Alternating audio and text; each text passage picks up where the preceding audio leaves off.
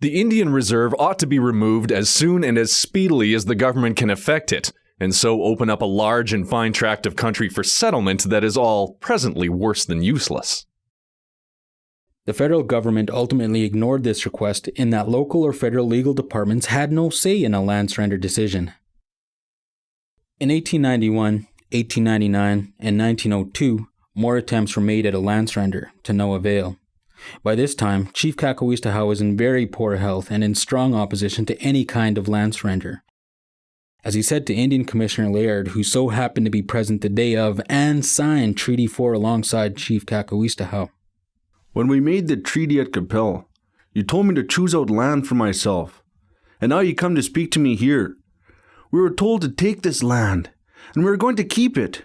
Did I not tell you a long time ago that you would come sometime, that you would come and ask me to sell you this land back again? But I told you at that time, no. Laird subsequently replied to federal pressure in a report citing, "The best of their land is the part asked to be surrendered, and that the land farther north nearest the river is gravelly and not well adapted for farming."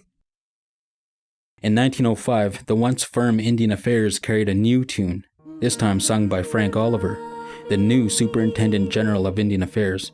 Of course, the interests of the people must come first, and if it becomes a question between the Indians and the whites, the interests of the whites will have to be provided for.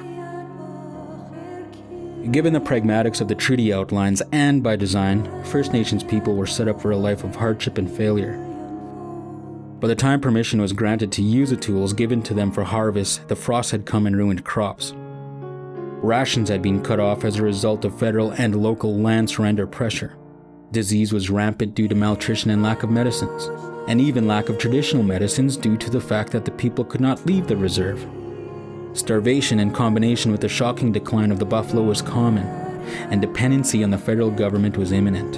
In 1907, the federal pressure for land would finally find a way in, using the desperate advantage of midwinter tactics when disease, starvation, and mortality were at their peak. The chief had passed away, and that had just given more leverage to the Indian agent to entice our people at the time to surrender the land by giving them money. Leaderless, without a chief and headman, who had also succumbed to disease, the Indian agent once again approached the band for a land surrender deal. This time a vote was cast and the deal was overwhelmingly rejected. What happened next is not entirely clear, but a report was issued 1 week later stating that the people of Kahkewistahaw wanted to suddenly reverse their vote.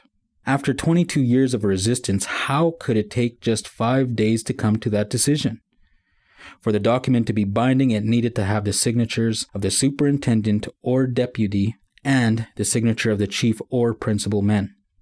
In this case, the word chief on the document was crossed out and replaced with the word Indian in handwriting. Kakanawinapu, an individual present that day, then signed it.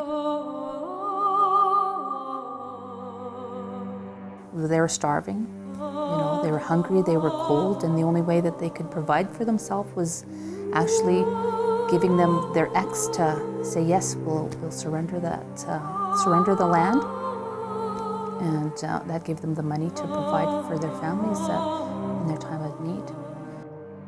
$5 a head. If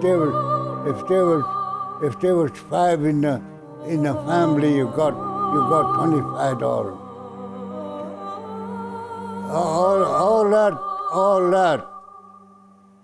All that what's behind all this that they didn't know. Our old people didn't know that they were selling their land. And on January 28, 1907, Kahkewistahaw had surrendered 33,281 acres of land. As soon as it was purchased from the band, it was flipped and sold for 3 times the amount.